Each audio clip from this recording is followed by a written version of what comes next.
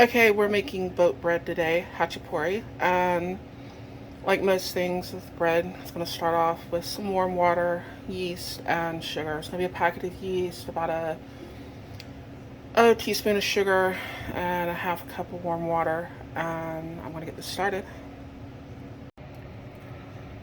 I just used a whisk here. It's a half a cup of warm water, 1 packet of active dry yeast, and a tablespoon of sugar.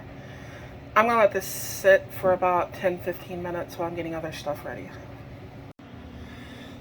Now I have 4.5 cups of flour, and I put a teaspoon of salt in it, and we have our half a cup of warm water with the yeast and the sugar, and I'm going to pour that in here. And you'll see the water start getting kind of foamy. That's what you're looking for. I've also got 1 beaten egg. Now you can do this with just the flour, the sugar, the water, and a little salt. You don't need to add everything else, but just for flavor, we're adding the rest. And we have 1 well-beaten egg, and I used a whisk instead of a fork for once. And I don't have a bunch of fancy equipment, so I'm going to start mixing this here. And I've also got a cup of warm milk. You do not want this too warm because you don't want to kill your yeast. So maybe 30 seconds in the microwave, something like that, 30-40 seconds. You need to still be able to put your finger in it. The same with the water. You want warm water. You don't want it too hot to put your finger in because you will kill the yeast. And I'm going to mix this up pretty good. Then I'm going to add the milk to it, and we're going to have some fun. Wonderful process, kneading the dough, but it has to be done. And once again, I don't have fancy equipment, so this is all done by hand. So if you don't have fancy mixers and all these fancy bowls and food processors and everything else, you can still do this just like they did 100 years ago, 200 years ago. It can all still be done. So kind of fold it in, push it down. Kind of hard to film and do this. I need more equipment, but this is going to take a minute. Now I've got it worked into a ball here, and yeah, you can kind of do that too. But anyways, this is going to have to sit here for probably about 30-40 minutes. If your house is colder, it may take longer, but this is summer in Texas, so it'll probably be closer to 30 minutes. You want it to kind of, it may double in size, it may kind of get halfway between there, but it's going to rise. And I sort of wiped it down with a little bit of sunflower oil, just because that's what I had. And I'm going to let this rise, and we're going to make our filling. Okay, making my filling now, and I got the shredded up mozzarella. This is what I'm using. Low moisture, part skim, HEB brand, because I live in Texas. And this is a 2-pound container. And need just a little bit more, because you want about 1.5 pounds in there. I'm leaving a 1/2 pound in the bag, because, well, I can use that for other things. On top of that, it's hard to get a 1/2 pound of feta. I found this, once again, at HEB. And I've used a little of it already for something else. 1/2 pound, 8 ounces. It's a 12-ounce container. And we're gonna put most of this in there.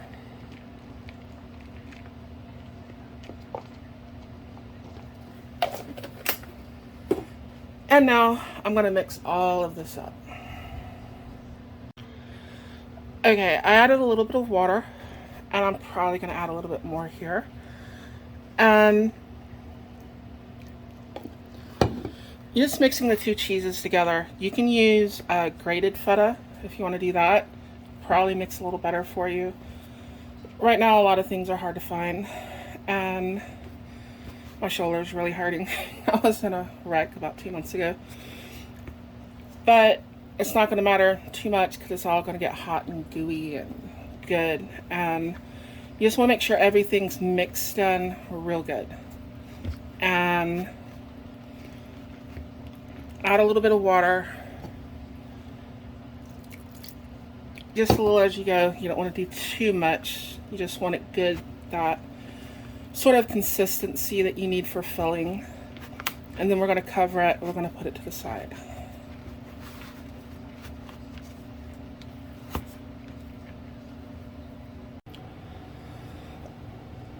Now I've cut the dough into quarters. I'm going to work with this one little quarter here. I'm going to roll it out into a little ball, and I'm going to make it into kind of a flat oval shape. And for some reason, my rolling pin is gone. I don't know if a dog ate it or what. I do have a Mastiff in the house, so I have to make do with a cup. So yeah, and let me roll this out and I'll be right back. Now you don't want this too thin, and yes, the cup worked just fine. And I cut the filling kind of in the quarters, and then I'm going to take about half of one of those quarters and I'm going to scoop that out.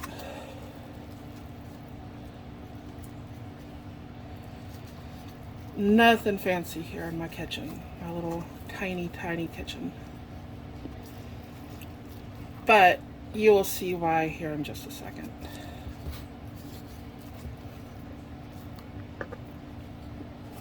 Don't want to do all of it right now. And I'm going to spread this out, sort of all over it. Now what we're going to do is, you want to kind of keep away from the edge just a little bit. And the cheese is going to get rolled in there anyways. But you're going to take it and you're going to fold it.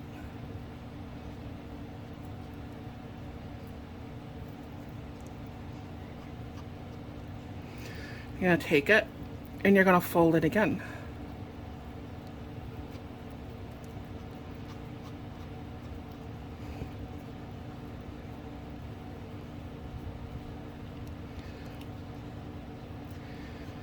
You're going to sort of bring these together, rolling them. You're going to take your ends, and you're going to pinch the ends together. Kind of twist them, pinch them.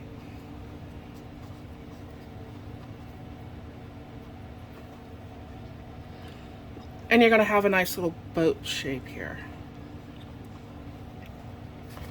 And then take the other half of that quarter of cheese. Sorry to get all fractional on you there, but there's a lot of math in cooking.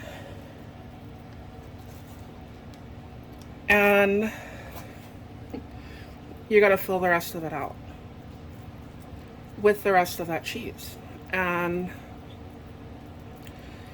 you've got a little boat filled with cheese. Now for the next part, I've got my oven preheated, 450 degrees. And it's going to take 12 to 15 minutes. You're going to look for the crust to start getting brown. And have a stick of butter ready. In fact, you probably need it out of the fridge already, sort of thawed out. You can use a big cookie sheet. You can use anything. I'm gonna see if I can do this on camera. I don't have a lot of space. So what I am using is a cast iron skillet for one. The portions that I've made up are for 4 of them. You need 5 eggs and that sort of thing. But I can put it in the oven, take it off, that sort of thing. I got a handle. You can put it on like a cookie sheet on top of some paper, dust it with flour. That works good too. Seen it done a bunch of ways. I saw it done like this once and I thought it was pretty cool, so I was gonna make one like this. And we're gonna put this in the oven for about 12 to 15 minutes. And then we've got a little bit more work to do. And I will show you. Okay, it's too much stuff to move around, but I'm gonna take this butter. I'm gonna butter the edges real good.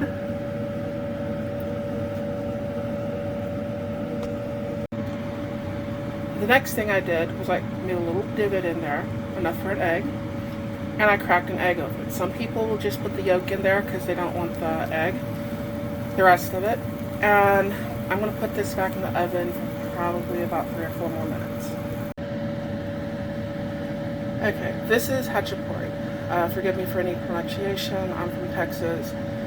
Grandmother was from Czechoslovakia, and this is a Georgian dish. But it is pretty good. It's filled with gooey, wonderful cheese. It's bread shaped like a boat. It's boat bread. It's got an egg on top of it, along with the butter. Mix all that in. Take some pieces of the bread off, dip it in the cheese, and it is wonderful. You don't have to have the egg quite as runny. You can cook it longer, or you can just put the egg yolk in there and not have the rest of the egg, and that just eliminates that part of it. But it is wonderful. I hope you try it. I hope you like the video. I have a Patreon in my channel description, along with a PayPal. And please like, share, and subscribe. Hopefully I'll get some more videos out. I've been recovering from a motorcycle accident and going back to work, so everything's been kind of stressful. But I hope you enjoyed this video, and I hope to be putting out some more soon. Thank you for watching.